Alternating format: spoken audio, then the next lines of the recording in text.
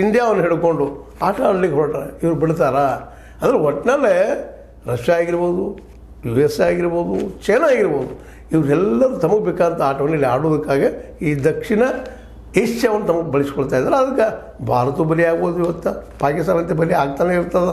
ಯಾಕಂದರೆ ಸ್ವಂತ ಒಂದು ಅಸ್ತಿತ್ವವನ್ನು ಪಡ್ಕೊಂಡಿಲ್ಲ. ಇವತ್ತು ಏನಾದರೂ ಇನ್ನೊಂದು ದೇಶದ ಆಧಾರದ ಮೇಲೆ ಇಲ್ಲುವಂಥದ್ದು ನಮ್ಮಲ್ಲೂ ಬಡತನ ಪರಿಸ್ಥಿತಿ ಅದೇ ರೀತಿ ಇದೆ. ಆದರೂ ಅದಕ್ಕಿಂತ ಉತ್ತರ ಸ್ಥಾನದಲ್ಲಿದ್ದೀವಿ, ಆ ಮಾತು ಬೇರೆ.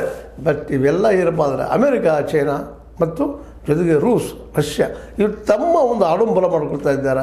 ಅದರಲ್ಲೂ ಇಂಡಿಯಾ ಮತ್ತು ಪಾಕಿಸ್ತಾನದ ವೈರತ್ವವನ್ನು ಎರಡೂ ಮಧ್ಯದಿಂದ ಯುದ್ಧದ ಅಥವಾ ಜಗಳದ ವಿಚಾರಗಳನ್ನು ತಮ್ಮ ಲಾಭ ಹೆಂಗೆ ಬೇಕು ಹಂಗೆ ಮಾಡ್ಕೊಂಡು ಪ್ರಯತ್ನ ಮಾಡ್ತಾ ಇದ್ದಾರೆ ಅನ್ನೋದು ಇದರಿಂದ ಸ್ಪಷ್ಟ ಆಗ್ತಾಯಿದೆ.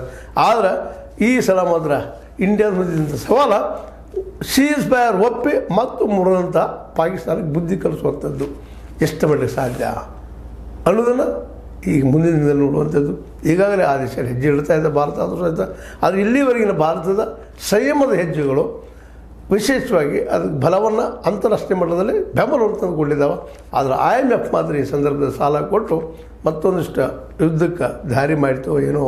ಅದಕ್ಕಾಗಿ ತುರ್ಕಿ ಅದು ಕೂಡ ಭಾರತದ ಈ ಒಂದು ಏನಪ್ಪ ಅಂದರೆ ಗೆಲುವಿನ ಹಾದಿಯಲ್ಲಿ ಅಡ್ಡ ಬಂತು ಏನೋ. ಚೈನಾ ಅಂತಿ ಮೂಲತಃ ಮೊದಲಿಂದ ವಿರೋಧಿ.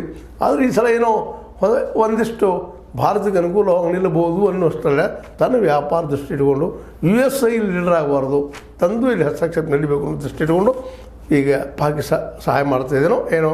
ನೋಡೋಣ ಮುಂದಿನ ಕೆಲವೇ ದಿನಗಳಲ್ಲಿ ಏನು ಗೊತ್ತಾಗ್ತದೆ.